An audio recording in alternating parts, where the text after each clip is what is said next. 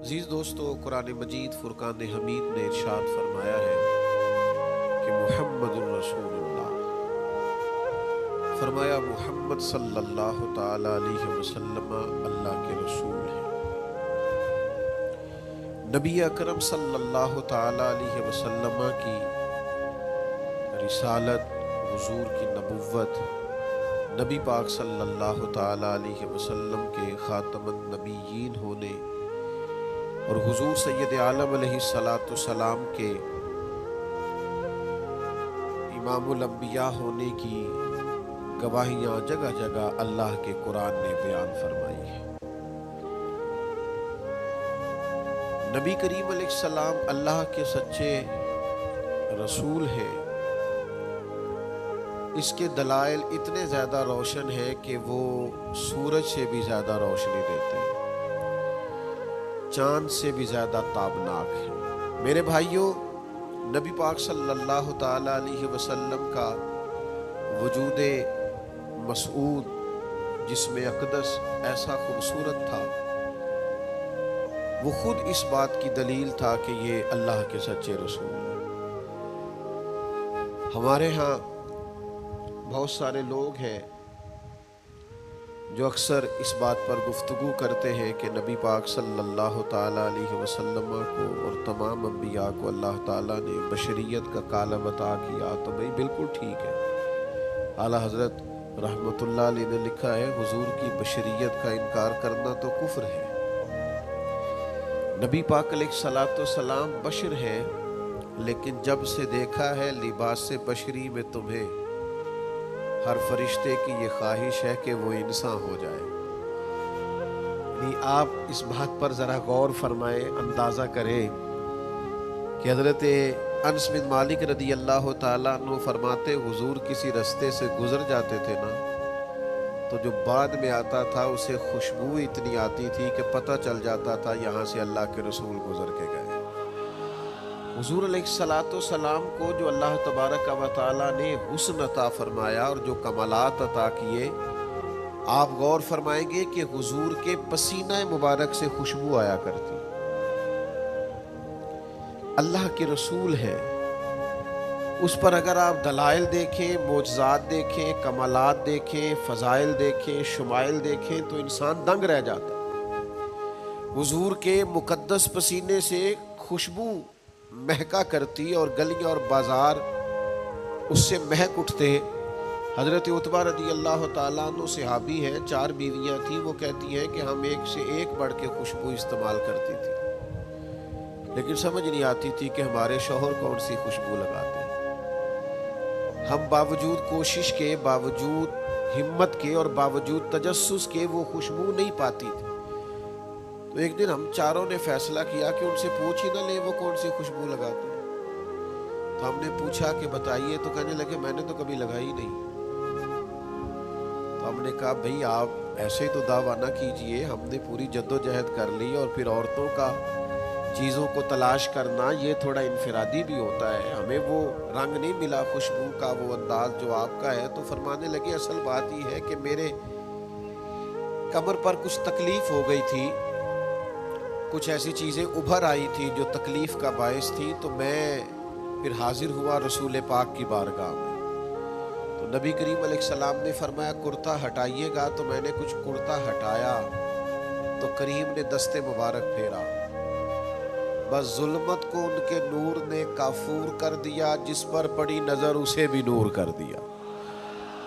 तो मुहम्मद सल्लल्लाहु ताला अलैहि वसल्लम अल्लाह के रसूल हैं, इस पर इतने दलाइल हैं, ये इतना आफताब से रोशन मसला है कि यानी आप शुमार करते जाएं, आप गिनते जाएं, आप सीरत को पढ़ते जाएं, आप फ़ज़ाइल को पढ़ते जाएं, कमालात को पढ़ते जाएं, तो मरहूम आज़म चिश्ती का एक जुमला इतना फिट आता है कि ये सारा मज़मून उसमें सिमट जाता है। वो कहते हैं तेरी हयाते पाक का हर लम्हा पैगंबर लगे। लम्हा लम्हा बताता है कि आप अल्लाह के सच्चे रसूल हैं। एक एक गुजरने वाली घड़ी बताती है कि आप अल्लाह के सच्चे रसूल हैं।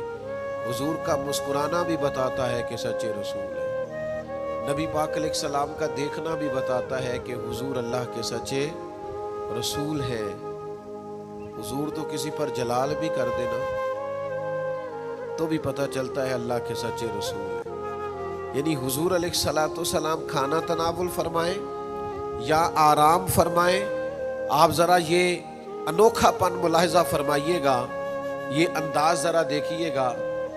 ایک صحابی نے آ کے عرض کی، یا رسول اللہ صلی اللہ تعالی علیہ وسلم، میری بیٹی کی شادی ہے تو خوشبو کی بڑی ضرورت ہے، تو مہربانی فرمائیں، کرم نوازی کریں۔ عرب شریف کے اندر خوشبو بڑی مہنگی ہوتی تھی، آج بھی وہاں خوشبو بڑی مہنگی ہے اور خوشبو کا استعمال بھی بہت زیادہ ہے۔ تو اس صحابی نے آ کے عرض کی، یا رسول اللہ صلی اللہ تعالی علیہ وسلم، خوشبو مل جائے، میری بیٹی کی شادی ہے۔ تو حضور علیہ السلام نے فرمایا ایک لکڑی لے آؤ اور ایک بوتل، ایک شیشی لے آؤ۔ وہ لے کے آئے تو محبوب نے نا لکڑی کے ساتھ اپنا پسینہ، تیری حیات پاک کا ہر لمحہ پیمبر لگے، حضور نے وہ پسینہ مبارک اتار کے اس شیشی میں ڈال دیا، فرمایا جا جا کے استعمال کر، اللہ تبارک و تعالی بہترین خوشبو عطا کرے گا۔ حضور علیہ السلام کا سارا وجود نور، یعنی ہمارے ہاں کسی آدمی کے منہ سے تھوک نکلے یا لعاب نکلے تو لوگ اس سے گھن محسوس کرتے ہیں، جگہ جگہ لکھا ہوتا ہے تھوکنا منع ہے، لیکن نبی کریم اگر لعاب دہن لگا دینا مولا علی کی آنکھوں پر تو شیر خدا فرماتے ہیں مجھے پہلے سے بھی زیادہ بہترین نظر آنا شروع ہو جاتا ہے۔ اللہ کے محبوب صلی اللہ تعالی علیہ وآلہ وسلم کے پورے وجود نور کو جیسے جیسے دیکھتے جائیں محسوس ہوتا ہے کہ تیری حیات پاک کا ہر لمحہ پیمبر لگے۔ حضرت عبداللہ ابن سلام رضی اللہ تعالیٰ عنہ فرماتے میں گفتگو کرنے آیا تھا، حضور علیہ السلام کے دین کے بارے میں کچھ معلومات کرنے آیا تھا، اور میں تورات کو پڑھنے والا تھا، اہل یہود کے علماء میں سے آپ کا شمار ہوتا تھا، اپنے کچھ لوگوں کے ساتھ آئے۔ فرماتے نبی کریم صلی اللہ تعالی علیہ وسلم اونٹنی پر تشریف فرما تھے اور صلہ رحمی کے متعلق کچھ گفتگو کر رہے تھے۔ میں نے حضور کی گفتگو سنی۔ محبوب کا لباس مبارک مہنگا نہیں ہوتا تھا پر نہایت ہی اجلا ہوتا تھا، نہایت سادہ ہوتا تھا، نہایت باکمال ہوتا تھا۔ فرماتے میں نے اونٹ پر بیٹھے ہوئے محبوب کے لباس کا، بات کرنے کا، نفاست کا، ہاتھ اٹھانے کا وہ انداز دیکھا، اور جھکی جھکی نظریں اور معصوم لہجہ اور گفتگو میں سلاست اور روانی اور ٹھہرے ٹھہرے جملے اور لفظوں کا وہ ایک خوبصورت ردھم۔ فرماتے ہیں وہ سارے انداز میں نے دیکھے تو میں جو بات کرنے آیا تھا مجھے بھول ہی گئی، لباں تے موہراں لگیاں، بولن دی جاچ ہی بھول گئی، ایتھے زباناں تائیں کھولن دی جاچ بھول گئی۔ فرماتے میں کوئی بات ہی نہ کر سکا، جیسے ہی محبوب کے قریب گیا میں نے فوراً عرض کیا مجھے کلمہ پڑھا دے، میں مسلمان ہونا چاہتا ہوں۔ یہ آج جو لوگوں کی طبیعتیں الجھ سی گئی ہیں نا، آج یہ جو بے شمار باتیں، بے شمار گفتگو، سوشل میڈیا کا بے دریغ اور بے ہنگم استعمال اور ذہن کو ہر وقت تھکائے رکھنا اور طبیعت کو ہر وقت اوور تھنکنگ کرتے کرتے اپنے آپ کو پریشان کر دینا، یہ جو ساری بے چینی ہے، یہ جو سارا اضطراب ہے، یہ جو ساری ہماری طبیعتیں الجھ سی گئی ہیں، ہر آدمی کو دوسرا دشمن نظر آتا ہے اور ہر ایک کو دوسرا اپنا مخالف دکھائی دیتا ہے، اور معاشرے کے اندر بسنے والا ہر آدمی لالچی دکھائی دیتا ہے، محسوس ہوتا ہے سارے شہرت کے لیے لگے ہوئے ہیں، سارے اقتدار کی جنگ لڑ رہے ہیں۔ یہ جو ہماری ساری بدگمانیاں ہیں اس کی بنیادی وجہ یہ ہے کہ ہم ادھر ادھر تو کھول کے دیکھتے ہیں، اپنے محبوب کی بارگاہ کی طرف نہیں دیکھتے۔ ہم جب حضور علیہ السلام کی پرکیف شخصیت کو دیکھیں گے، فضائل دیکھیں گے، کمالات دیکھیں گے، معجزات دیکھیں گے، نعت پاک کی طرف توجہ کریں گے، اخلاق عالیہ کو دیکھیں گے، حسن کردار کو دیکھیں گے، دنیا میں وہ لوگ بڑے عظیم ہوتے ہیں جو نبی پاک علیہ السلام کی محبت میں پوری طرح محو ہو جاتے ہیں۔ آپ یقین کریں جو دروازہ رسول تک پہنچ جاتے ہیں ان کا سفر ہی ختم ہو جاتا ہے۔ جو حضور کی بارگاہ تک پہنچ جاتے ہیں ان کے ذہن کی مشقت پھر ختم ہو جاتی، انہیں منزل نصیب ہو جاتی۔ وہ لوگ اس طرح کے ہو جاتے ہیں کہ اب زندگی میں ایک ٹھہراؤ آ گیا، اب سکون نصیب ہو گیا، اب اطمینان قلبی مل گیا، اب مقصود ہاتھ آ گیا ہے، منزل مل گئی ہے۔ نوجوانوں، بہت زیادہ نہ الجھا کرو یار، بہت زیادہ پریشان نہ ہوا کرو۔ جب دل بڑا گھبرا جائے نا تو اپنے نبی پاک کی سیرت کو پڑھا کرو، حضور کے احوال شریفہ کا مطالعہ کیا کرو، ان کے حسن کی بات دیکھا کرو، جمال کی بات دیکھا کرو، کمال کی بات دیکھا کرو، محبوب کے بانٹنے کا انداز دیکھا کرو، نوازنے کا انداز دیکھا کرو، نبی پاک کا دشمنوں کو معاف کرنے کا رنگ دیکھا کرو، حضور کا عطا کر دینے کا انداز دیکھا کرو۔ معاشرے میں، سوسائٹی میں ہر طرف بے راہ روی ہے، سارے دشمن ہیں، لیکن محبوب تبلیغ بھی اطمینان سے کرتے ہیں، ان کو دعوت توحید بھی مطمئن ہو کے دیتے ہیں، اور جب ان کے لیے دعا کرتے ہیں تو پھر بھی پوری دل جمی کے ساتھ دعا کرتے ہیں۔ یہ خاص ٹھہراؤ آپ کو حضور کی بارگاہ تک جانے میں ملے گا۔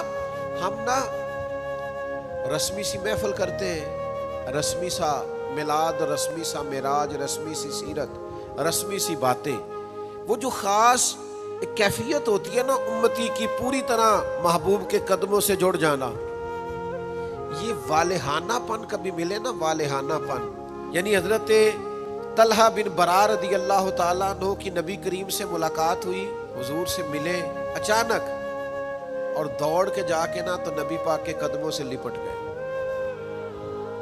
اور پھر لپٹے ہیں اور والہانہ انداز ہے اور وارفتگی دکھا رہے ہیں اور عشق کا مظاہرہ کر رہے ہیں، اور پھر اسی درد اور تڑپ میں عرض کرنے لگے حضور مجھے کوئی حکم کرے، میں فوراً تعمیل ارشاد کروں، کچھ فرما دیں۔ یہ والہانہ پن، یعنی کبھی آپ بڑے بے چین ہو تو کہیں یار کھولو سیرت کی کتاب، اپنے نبی کا کوئی ذکر پڑھتے ہیں، کھولو فلاں آدمی کو سنے جو حضور کے عشق کی بات کرتا ہے، آؤ کوئی نعت پاک کا نغمہ چھیڑ دے جو ہمارے دلوں کو ٹھنڈا کرے، آؤ کوئی قرب پائے حضور کے دروازہ نور کی طرف سفر کرے۔ ہم کہاں الجھے ہوئے ہیں، کہاں سکون تلاش کر رہے ہیں، کہاں ہم نے اپنے آپ کو الجھا دیا ہے، کن بے معنی اور بے مقصد باتوں میں ابحاث اور بحثیں کر کر کے اپنے آپ کو پریشان کیے ہوئے ہیں۔ آئیے دیکھیے رسول اللہ صلی اللہ تعالی علیہ وسلم کی زندگی کا لمحہ لمحہ آپ کے کلیجے کو ٹھنڈا کرے گا، آنکھوں کو سکون دے گا، باطن کو پاکیزہ کرے گا، سوچوں کو نکھار دے گا۔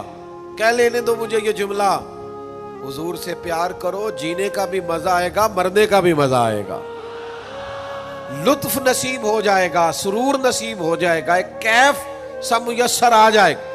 حضور کی بارگاہ عالی مرتبت تک جڑو، نبی پاک علیہ الصلوۃ والسلام کے اخلاق عالیہ کو اپناؤ، کردار کو سمجھو، حسن تکلم کو سمجھو، نبی پاک علیہ السلام کی باتوں پر غور کرو۔ یقین کرو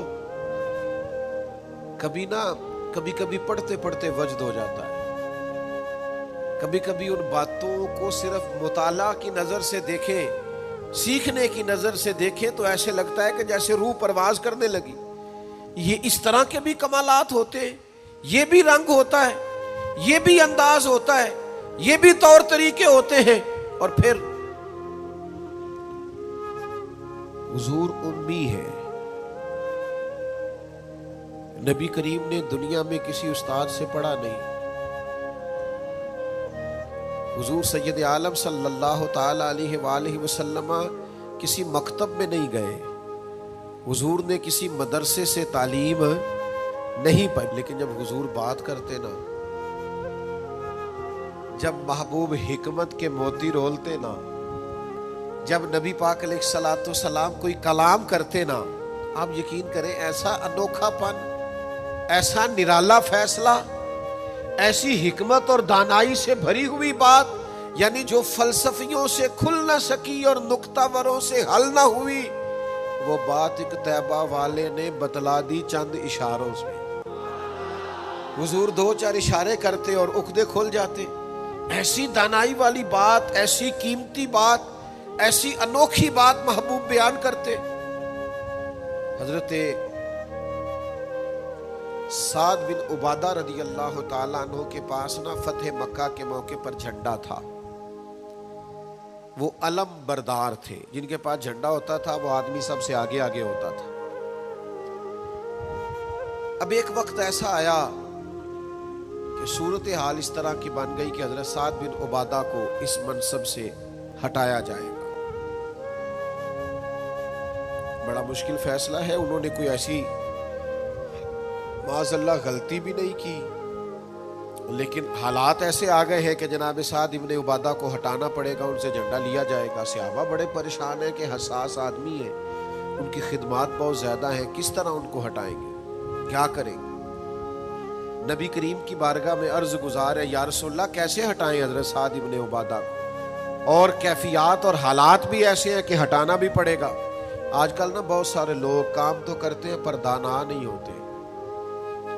جذباتی فیصلے, جذباتی باتیں, ایموشنل گفتگو, وقتی طور پر چیزوں کو بہتر کرنا, اور بس وقتی طور پر آج گزارا ہو کل دیکھی جائے گی, لیکن چیز کی گہرائی تک, اس کی اصل تک نہیں اترتے, اس کے سارے لوازمات کو نہیں دیکھتے, قبل از وقت منصوبہ بندی نہیں کرتے. ہمارا مزاج نہیں ہوتا, ہم ٹھہراؤ اپنی زندگی میں نہیں لاتے. نبی پاک چونکہ اللہ کے رسول ہیں, ہر لمحہ حضور کا پیغمبر لگتا ہے. اب حضرت سعد ابن عبادہ کو ہٹانا ہے اور ان کی جگہ کسی اور کو مقرر کرنا ہے, اور بندہ بھی بڑا حساس ہے اور بات بھی کوئی ایسی نہیں, تو کیا کرے. پتہ ہے نبی کریم علیہ السلام نے کیا کیا؟ حضور فرمانے لگے کوئی پریشانی نہیں, ہٹا دیتے سعد ابن عبادہ. حضور نے بلایا, فرمایا سعد میرا ارادہ بنا ہے کہ جھنڈا آپ سے لے لیا جائے.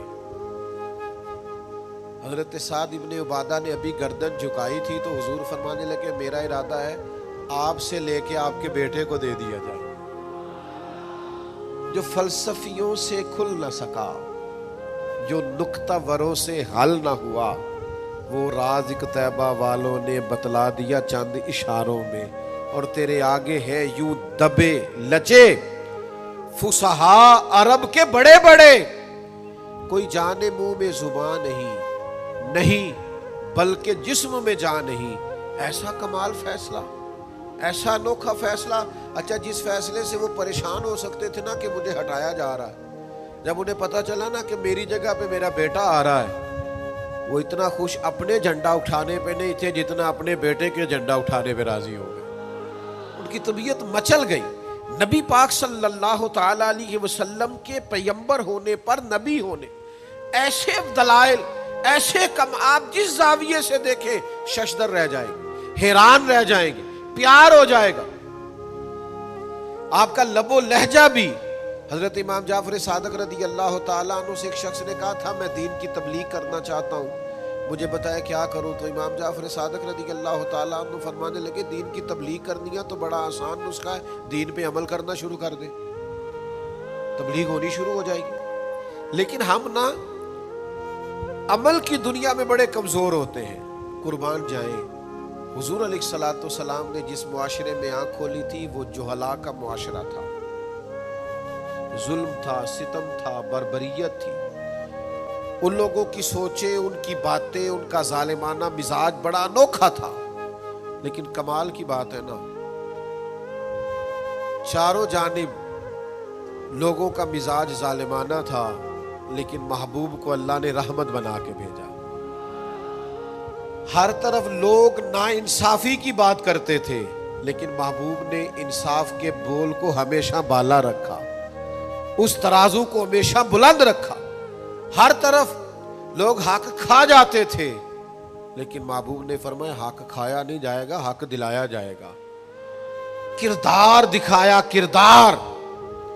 وہ جو تیری جان کے دشمن ہیں وہ بھی کہتے ہیں, وہ جو تیری جان کے دشمن ہیں وہ بھی کہتے ہیں امین تو ہے, صداقت کی آبرو تو ہے. دشمن بھی کہتے ہیں سچے تو بہرحال ہیں, امانت دار تو بہرحال ہیں, غلط بات تو بہرحال نہیں کرتے. یعنی دشمن بھی اگر اٹھ کے گواہی دے کہ اگر کسی نے کمال دیکھنا ہے تو آمنہ کے لال کو جا کے دیکھو, اگر کسی نے انصاف دیکھنا ہے، اگر کسی نے دھرتی پہ حسن دیکھنا ہے تو عبداللہ کے در یتیم کو دیکھو۔ وہ بھائی آپ سمجھے نا، عظمت کردار کے وہ موتی جو حضور نے عطا کی۔ دیکھیے باہر والوں نے جب دلیلیں مانگی تو حضور نے معجزات دکھائے، اور جب اپنوں نے دلیلیں مانگی، مکے والوں نے، قریش والوں نے، اپنے قبیلے والوں نے دلیل مانگی، آپ نبی ہیں تو دلیل کیا ہے؟ تو اللہ کا قرآن کہتا ہے کہ محبوب نے کہا فَقَدْ لَبِثْتُ فِيكُمْ عُمَرًا مِّن قَبْلِهِ أَفَلَا تَعْقِلُونَ، اور میں نے تمہارے بیچ عمر گزاری ہے ساری، تمہیں عقل نہیں؟ میں کوئی باہر سے نہیں آیا، میں نے 40 سال تمہارے اندر گزارے ہیں، میرے جیسا کوئی سچا ہے تو دکھاؤ، کوئی دیانتدار ہے تو دکھاؤ، کوئی پاکیزہ مزاج ہے تو دکھاؤ، کوئی اس طرح کا ستھرا ہے تو دکھاؤ، کوئی اس طرح کا مزکی ہے تو دکھاؤ، تمہارے بیچ میں نے وقت گزارا ہے۔ باقیوں کو نبی پاک نے معجزات بطور دلیل دیے، اور جب اپنوں نے دلیل مانگی تو حضور نے فرمایا میری سیرت دیکھ لو، میرا کردار دیکھ لو، میرے شب و روز دیکھو۔ فقط لبثت فیکم عمرا من قبل، میں نے اس سے پہلے عمر کا حصہ تمہارے بیچ گزارا ہے، افلا تعقلون، تمہیں عقل نہیں؟ دوستو تھوڑا سا نا کردار پر بھی توجہ کرنی پڑے گی، اپنے آپ کو تھوڑا سا تبدیل کرنا پڑے گا۔ میں آپ کی خدمت میں عرض کروں، دولت سے لوگوں کو جیتا نہیں جا سکتا، دولت تو لوگوں کو لالچی بنا دیتی ہے۔ آپ کسی کو پیسے دیں، 10,000 دیں، اگلی دفعہ وہ 25 مانگے گا، تو آپ 50 دیں، اگلی دفعہ 1,00,000 مانگے گا، اس کی بھوک تو بڑھتی ہے۔ آپ عہدے کے زور پر بھی لوگوں کے محبوب نہیں بن سکتے، اس لیے کہ پھر وہ شخصیتوں سے پیار نہیں کرتے، کرسیوں سے پیار کرتے۔ آپ کرسی پہ ہیں تو آپ اچھے لگتے ہیں، جب دوسرا آئے گا تو اس کو سلوٹ کر لیں گے۔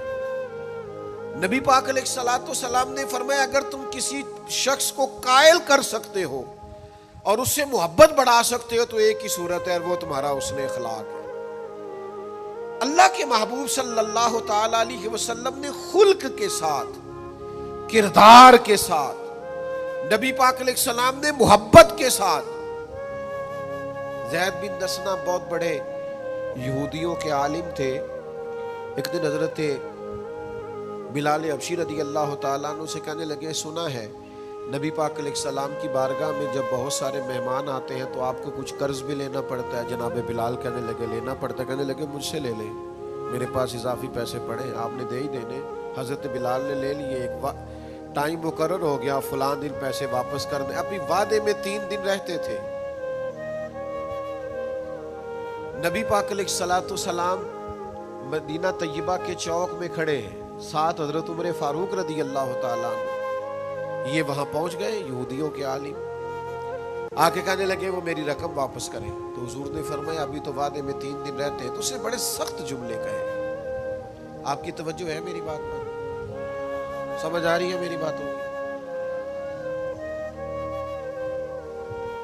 چڑھانے والے اتنے خطرناک نہیں ہوتے جتنے چڑھ جانے والے خطرناک ہوتے ہیں۔ اتنی جلدی کسی کی باتوں سے چڑھا نہ کرے، یعنی ہر ایک کوئی دشمن بنا لیتے ہو، جس کا سٹیٹس ہی نہیں آپ کے ساتھ کھڑے ہونے کا اسے بھی دشمن بنا، اور دعا کرو کہ دشمن بھی خاندانی ہو۔ ہر ایک کوئی دشمن مان لیتے ہو، اسے بھی میرا اختلاف ہے، یہ بھی مجھ سے حسد کرتا ہو، چھوڑے یار، آپ کا کوئی سٹیٹس ہی نہیں ہے، سب کے ساتھ آپ کا مقابلہ شروع ہو جاتا ہے، کہیں رکے تو صحیح، کہیں وہ جو 3 بندے وہاں کھڑے ہیں، وہ جو 4 وہاں کھڑے ہیں، وہ جو 5 وہاں کھڑے ہیں، وہ میرے خلاف باتیں کر رہے ہیں، وہ یار آپ بلا وجہ پریشان ہیں، وہ کوئی اور گل پہ کر دیں تو اڑی نہیں کر دے، وہ کوئی اور بلا وجہ دشمن بنا لینا، چڑھ جانا، ذرا سی بات پہ ڈسٹرب ہو جانا، بہت زیادہ پریشر اپنے ذہن پہ ڈالنا، اس سے بندہ کمزور پڑ جاتا ہے۔ انہوں نے سخت جملے کہے، لیکن نبی کریم صلی اللہ تعالی علیہ وآلہ وسلم نے نا کسی بات کا کوئی جواب نہیں دیا۔ حضرت عمر نے تلوار نکال لی، تو حضور فرمانے لگے عمر آپ نے تلوار نکال لی ہے، آپ کو چاہیے تھا انہیں کہتے مطالبہ نرمی سے کریں اور مجھے کہتے ان کی رقم واپس کریں۔ فرمایا چھوڑو، یہ جو وقار ہوتا ہے نا یہ آدمی کے قد کاٹ کا پتہ دیتا ہے، یہ جو حوصلہ ہوتا ہے یہ اس کی تعلیم کا، اس کی تربیت کا، اس کے علم کا، اس کے بڑے ہونے کی خبر دیتا ہے۔ حضرت عمر سے حضور نے فرمایا چونکہ انہوں نے اب پہلے مطالبہ کر لیا ہے تو ہم ایسا کرتے ہیں پہلے ہی پیسے دے دیتے ہیں۔ فرمایا آپ ان کو ساتھ لے جائیں، فلاں جگہ کھجوریں پڑی ہیں، تول تول کے دے دیں، اور جب ان کا قرض پورا ہو جائے نا تو یہ جو آپ نے ان کو غصہ دلایا نا، تھوڑی کھجوریں زیادہ بھی دے دیجیے، تھوڑی مٹھائی بھی دے دینا، قربان جائیں۔ حضرت عمر رضی اللہ تعالیٰ عنہ فرماتے ہیں میں حضور کے حکم کا پابند تھا، میں ان کو ساتھ لے گیا اور لے جا کر کے کھجوریں تول تول کے دے رہا ہوا، مجھے ان پہ غصہ ہے، وہ مجھ سے ہلکی ہلکی باتیں کرنے لگ گئے حضور کے اخلاق کے بارے میں، نبی پاک کی بردباری کے بارے میں، تو مجھے جلال تھا، میں نے کہا تو کھجوریں لے، زیادہ باتیں نہ کر۔ میرا اپنا ایک خیال تھا کہ انہوں نے بڑے سخت جملے کہے ہیں، تو فرماتے انہوں نے میرا ہاتھ تھاما اور کہنے لگے عمر یار میرے اوپر جلدی نہ کر، میرے درد کو سمجھ، میں تورات کا عالم ہوں، میں نے اللہ کے آخری نبی کی جتنی نشانیاں تورات میں پڑھی ہیں ساری مدینے والے محبوب میں پائی جاتی ہیں۔ ایک نشانی میں نے یہ پڑھی تھی کہ جتنا جتنا کوئی جہالت کرتا جائے گا نبی پاک کا علم اتنا ہی غالب آتا جائے گا، حضور کی بردباری اتنی بڑھتی جائے گی۔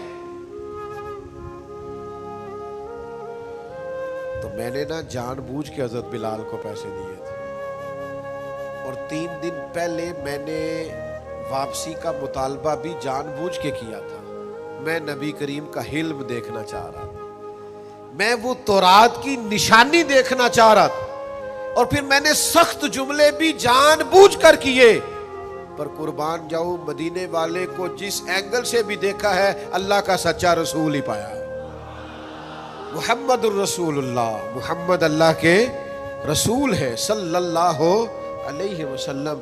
اب وہ کہنے لگے جناب عمر سے مجھے لے جائے نا، میں نے حضور کا کلمہ پڑھنا ہے، مجھے لے جائے بارگاہ تک، میں نے نبی پاک علیہ السلام کی غلامی کا پٹا گلے میں ڈالنا ہے۔ تو میرے بھائیوں نبی پاک علیہ السلام کی بارگاہ تک رسائی پائیے، حضور کی عالی مرتبت بارگاہ کی طرف اپنے آپ کو لے کر کے جائیے۔